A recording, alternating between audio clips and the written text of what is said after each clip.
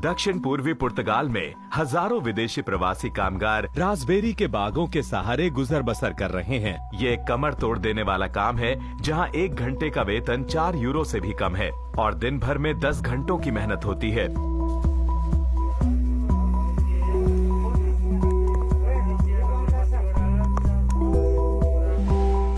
चार साल पहले मनराज सिंह भारत में अपना गांव छोड़कर यहाँ काम करने आए। मुझे अब अपना पासपोर्ट मिलने का इंतजार है। शायद पासपोर्ट मिलने में अभी 2 साल और लगें। गियानपाल भी भारतीय मूल के हैं। वो भी यहाँ पिछले 5 सालों से पासपोर्ट मिलने की उम्मीद में ही काम कर रहे हैं। अगर आपके पास पुर्तगाली पासपोर्ट हो तो आप बिना वीजा 168 से ज्यादा देशों में जा सकते हैं।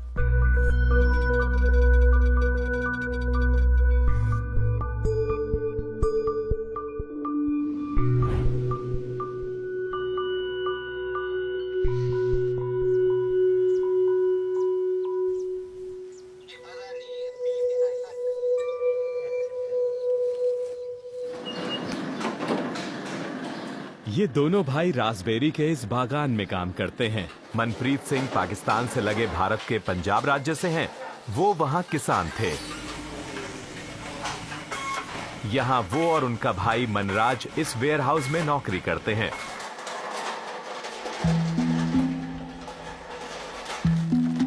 यूरोपीय बाजार के लिए इस फल को सस्ते में उपजाने के लिए पुर्तगाल को कृषि मजदूरों की जरूरत है। तो भारत, नेपाल, थाईलैंड, पाकिस्तान और बांग्लादेश जैसे देशों से सस्ते कामगारों को आकर्षित करने के लिए पुर्तगाल की सरकार ने एक तरकीब निकाली कि 7 साल यहाँ काम करो और उसके बदले पुर्तगाल की नागरिकता लो। इस स्कीम का लाभ उठाने की शर्त है कि कामगार पूरे समय रहने और कानूनी तौर पर काम करने के लिए पंजीकृत होंगे। साथ ही वो सामाजिक सुरक्षा सिस्टम में फीस देंगे और अच्छी पुर्तगीज भाषा बोलेंगे।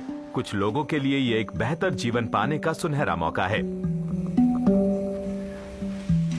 मनराज भी वही हासिल करना चाहते हैं जो उनके भाई को मिली हुई है, यानी पुर्तगाल की नागरिकता।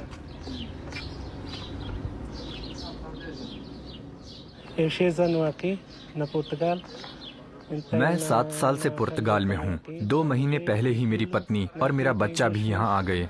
पहले मैं दुबई में काम करता था, फिर मैं कुछ अन्य भारतीयों के साथ ग्रीस के रास्ते यहाँ आ गया। हमने यहाँ आने के लिए भारत में 10,000 यूरो की रकम चुकाई है। मनप्रीत को भी इतनी ही रकम चुकानी पड़ी थी। हमने ये पैसे भारत में एक व्यक्ति को दिए थे जिसने हमारे टूरिस्ट वीजा के कागजात तैयार करवाए थे। ये काफी बड़ी रकम है। मेरे परिवार ने भी मदद की। अब हम यहाँ काम करके घर वालों को पैसे भेजकर वो रकम वापस कर रहे हैं। भारत में मनराज सिंह ने MBA की डिग्री हासिल की, लेकिन वो अपना भविष्य यूरोप में ही देखते हैं और इसके लिए पुर्तगाल उनका एक मुकाम है। पुर्तगाल का पासपोर्ट हासिल करने के लिए वो कोई भी काम करने को राजी हैं। उनके भाई मनप्रीत को पहले ही यूरोपीय नागरिकता मिल चुकी है। अब मनप्रीत का सपना है कि मेरी पार्टनर को भी यहाँ की नागरिकता मिल जाए। वो पुर्तगाली बोलना सीख ले और हम यहाँ साथ रह सकें, काम कर सकें। जैसे ही इमिग्रेशन ऑफिस से अपॉइंटमेंट मिलता है, मैं उससे शादी करना चाहता हूँ। पहले तो मैं पुर्तगाल में मुमकिन हो तो अपना बिजनेस शुरू करने की कोशिश करूंगा, फिर मैं यहीं बस जाऊंगा। नहीं तो देखेंगे आगे क्या करना है।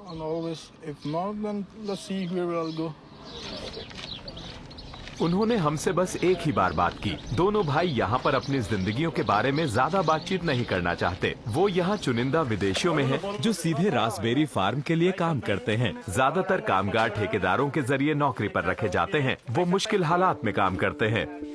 कृषि से जुड़ी यहाँ की कंपनियों को खुद का प्रचार पसंद नहीं है, इसलिए सिर्फ एक कंपनी ने हमें अपने बागों में शूट करने की अनुमति दी। इस कंपनी का नाम है मोनोकल एग्रीकोला। यहाँ हर कामगार के पास अपना एक नंबर है, जो वो अपने रास्पबेरी के डिब्बों पर चिपकाते हैं। हर बात का हिसाब रखा जाता है। एक शख्स कितने फल तोड़ रहा है, फल तोड़ने में कितना समय लग रहा है और तोड़े गए फलों की दशा कैसी है। इसी के आधार पर तय होता है कि किसे कल फिर काम पर आने की अनुमति होगी।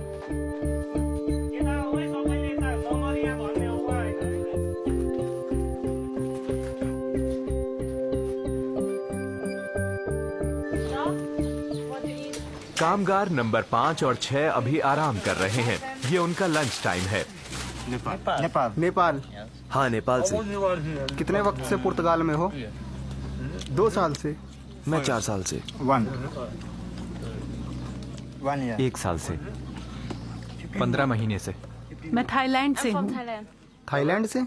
हाँ, थाईलैंड से। पुर्तगाल आए कितना वक्त हो गया? शायद 6 साल। हाँ, 5-6 साल। अकेले रहती हो या परिवार के साथ? अकेले। अकेले रहना आसान नहीं। हाँ।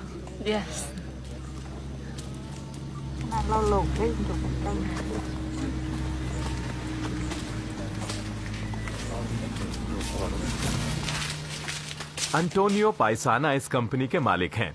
उनका निर्यात का कारोबार मध्य और उत्तरी यूरोप में फैला है और काफी अच्छा भी चल रहा है, लेकिन उनकी भी अपनी चिंताएं हैं। इस रास्पबेरी को आज ही तोड़ना पड़ेगा। कल तक ये ज्यादा पक चुकी होगी और इसे कल तोड़ने की जरूरत है। इसे 2 दिन बाद और इसे अगले हफ्ते तोड़ना होगा। एक दिन में 500 से 700 किलो रास्पबेरी तोड़ने के लिए हमें 15 से 20 कामगार चाहिए। हम पूरी तरह से उनकी कार्यकुशलता पर ही निर्भर हैं। कुछ कामगार 1 घंटे में 7 किलो तोड़ लेते हैं और कुछ 2 किलो ही तोड़ पाते हैं। दुर्भाग्यवश मैं उन्हें उनके काम की क्वालिटी के अनुसार वेतन नहीं दे सकता। मुझे तो उन्हें घंटे के हिसाब से ही पैसा देना है। हमने उनसे पूछा कि क्या ठेकेदार कामगारों का उत्पीड़न करते हैं। उन्होंने कहा उन्हें इसकी जानकारी नहीं। वो यहाँ गैर कानूनी तरह से लाए गए हैं या नहीं, मुझे ये तो नहीं पता। हालांकि मुझे ये पता है कि वो यहाँ पंजीकृत हैं और हमने उनका टैक्स भरा है। जो कंपनियां मेरे संपर्क में हैं, वो लोगों को वेतन देती हैं, नहीं तो कामगार खुद शिकायत कर देंगे। वो बेवकूफ नहीं है। रास्पबेरी कंपनियां बमुश्किल ही लोगों को सीधे नौकरी पर रखती हैं। मुझे लगता है हो सकता है हमें भविष्य में वही तरीका अपनाना पड़े।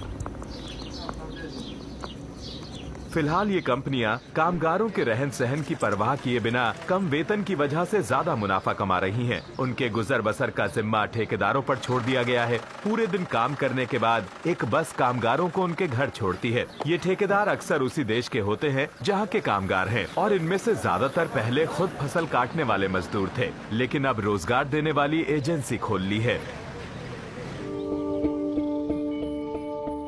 ज्ञानपाल ठेकेदार हैं। वो इस फार्म हाउस में अपने कामगारों के साथ रहते हैं। ये पालक साग की तरह है। भारत में गर्मियों के मौसम में इसकी सब्जी बनाई जाती है, आलू और बाकी चीजें डालकर। वो कहते हैं कि उन्होंने बहुत मजदूरी कर ली, अब और नहीं।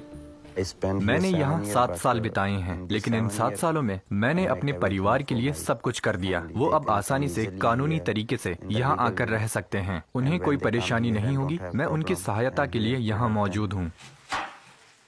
यहाँ 8 आदमी रहते हैं। इस समय उनमें से कुछ काम पर गए हैं। ज्ञानपाल उनके लिए काम ढूंढते हैं। वो सबका वेतन इकट्ठा करते हैं और उनमें से करीब 100 यूरो वो किराए के रूप में काट लेते हैं। वो ये नहीं बताना चाहते कि वे अपने लिए कितना रखते हैं। घर लौटने के बाद ये कामगार फोन पर अपने परिवारों से बात करते हैं। वो व्हाट्सएप पर अपने बच्चों को बढ़ता हुआ देख रहे हैं। हाँ, ये काफी मुश्किल है। उसके पैदा होने के बाद मैं उसके साथ सिर्फ 7 महीने रह पाया था। तब से मैं उसके साथ बहुत कम समय बिता पाया हूँ। वो बड़ा हो गया है और अब बोलने भी लगा है। मेरे घर पर जब मेरी बहन या कोई रिश्तेदार आते हैं तो वो मेरी फोटो दिखाकर कहता है, ये देखो मेरे पापा। यहाँ ये कामगार किफायती जीवन जीते हैं और पैसे बचाते हैं ताकि उस रकम को लौटा पाएं जो उनके परिवार तस्करों को देते हैं। ज्ञानपाल ने अपनी सारी रकम चुका दी है। अब वो अपनी पत्नी और अपने बेटे को यहाँ लाना चाहते हैं, लेकिन इसके लिए उन्हें मौजूदा आमदनी से ज्यादा कमाने की जरूरत है। वो रोज अपनी पत्नी से फोन पर बात करते हैं। मेरा बेटा अब बड़ा हो गया है।